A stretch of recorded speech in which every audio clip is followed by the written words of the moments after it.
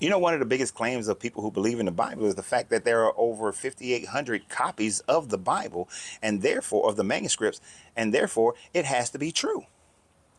But this is a claim that is both misleading and just a flat out lie. Let me clarify how it works for those who try to utilize that argument. The first thing that I want to say is the fact that when they claim that there are over 5,800 manuscripts that validate the truth of the Bible, what they are talking about is that at the earliest completed manuscript, which may be around the 4th century BCE, that then the overwhelming majority of that 5,800 are just copies of that first manuscript in and around the 4th century, 5th century, 6th century BCE, though they're copies of that.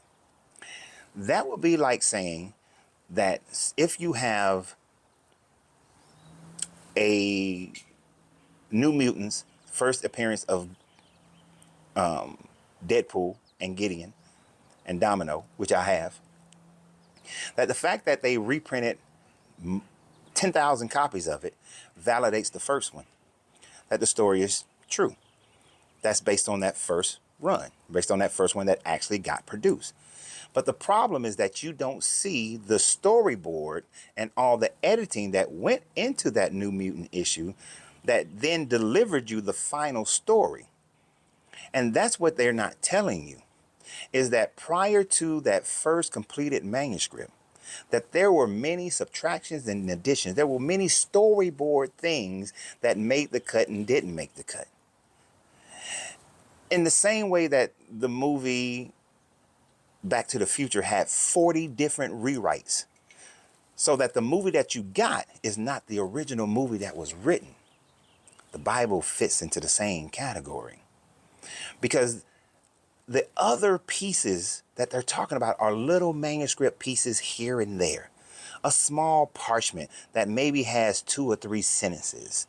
A small parchment that is incomplete. And so the story was then cobbled together. You have things like the woman who committed adultery and Jesus drew the line in the sand. This story, if I'm correct in memory, was originally placed in John, then later put in Mark, and then moved around in Mark as an edit, as an addition. When you look at Mark, the original version of Mark ended with just saying the tomb was empty. There was nothing after that to which you read in Mark. All those other things were added later. Now, more up-to-date Bibles will tell you that those things were added. So if they're telling you that those things were added, they're telling you that there are edits and additions and there were scribes who added this and took away that, then how can you believe that the book that you have that was copied over and over and over again is the original story? It is just like the movie Edward Scissorhands.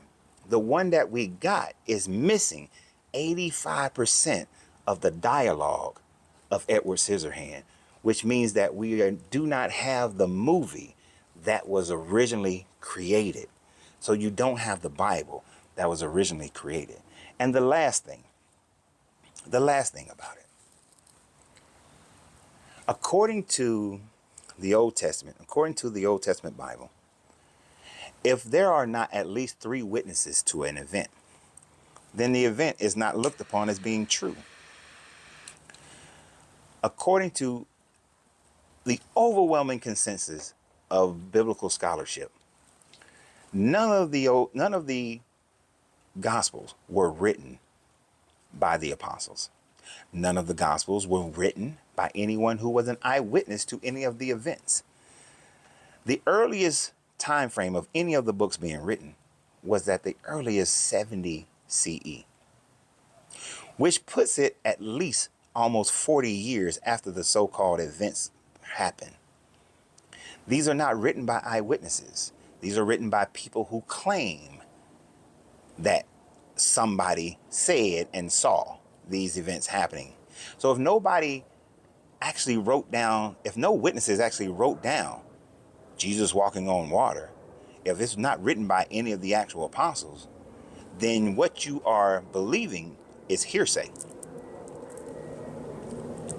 It's not valid. If what you are believing that he fed 5,000 people with a 2-piece fish sandwich, but there's no witnesses to that event, then why are you believing it? Because according to your Bible, you're not supposed to believe those things. Even when Paul wrote that there were 500 witnesses to his resurrection, he was not writing based on his own eyewitness testament or even interviewing those 500. He was told by somebody else who told him that there were 500 witnesses. None of the dead that rose on the day of the resurrection and the people walking around, there is no one who wrote about that. Do you literally believe that the Romans would not have written down that there was this day in Jerusalem under Pontius Pilate that 500 that these zombies was walking around, these resurrected people were walking around? No, nobody wrote about that. It's only found in your Bible. There's zero historical account. So since no eyewitness wrote anything in your Bible that pertains to your Jesus, then why do you believe in all the miracles and all the words that are claimed to have been said by your Jesus if there were no witnesses to any of it? And who wrote the conversation between Jesus and the devil when the devil was tempting Jesus during that fast? If no one witnessed it, who wrote it? And why do you believe it? Your Bible is just a movie script that scribes are playing the roles of the writers. The priests are playing the role of the production managers and the directors. They wrote it in such a way to make you believe it and follow it so that they can maintain control over you. It is as simple as that. It is a fairy tale and it is not real. And if you actually followed your Bible, followed your God who is never changing, he said you got to have at least 3 witnesses. And you have 0 witnesses. So always remember, you have to free yourself to be yourself because your greatness is non-negotiable. Good journey, good vibrations.